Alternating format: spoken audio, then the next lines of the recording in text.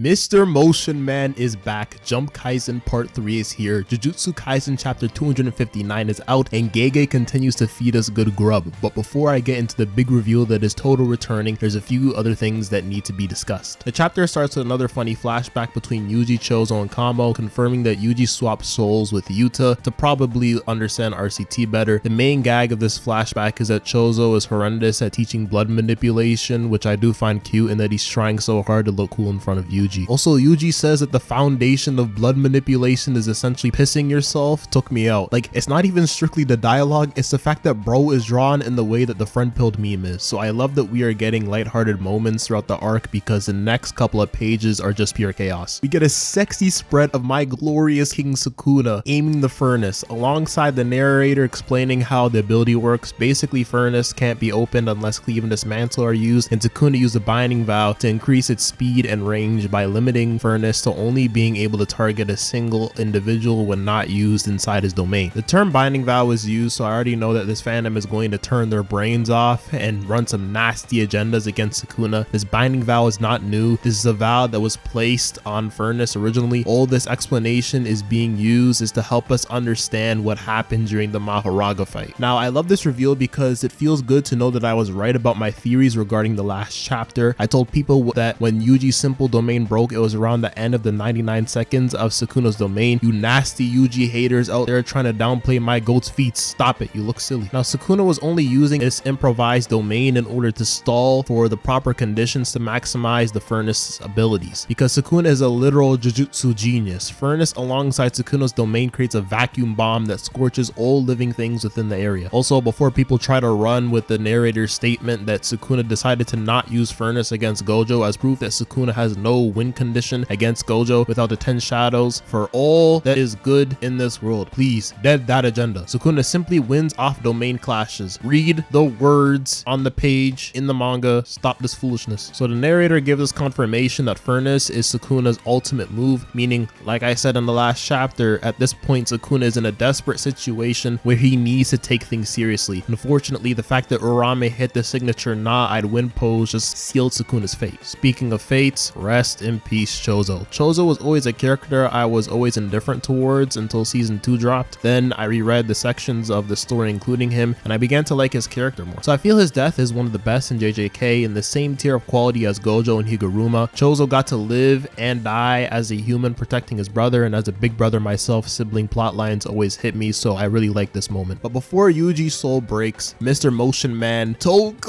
returns. Todo has been waiting on the sidelines to use his technique to swap Mei's crows with people inside Sukuna's domain, and this was kept hidden from Yuji to avoid the chance of him unconsciously revealing the plan to Sukuna. Personally, I think this was just superstition and the characters being cautious, which again I think is good plot wise, because it shows that the cast is thinking about every possible scenario to minimize chances of failure. Main takeaway here is that Boogie Woogie is alive and that Todo has been fine-tuning his technique alongside Yuta. Everything about this I'm just going to wait until next week before I give my full thoughts on it. I know people are going to be screaming plot hole because Boogie Woogie should be dead, but like most things in this series, there will be an in-depth explanation, so again, I'm gonna wait. Todo then tells Yuji that he's sorry and that everyone else is most likely fine, a parallel to what Todo told Yuji in Shibuya. I love this chapter because it's filled with so many callbacks to Shibuya in the way that it's structured. That is pretty much what Shinjuku's showdown is as a whole, a higher stakes Shibuya incident. So I can't wait for the inevitable Sukuna defeat,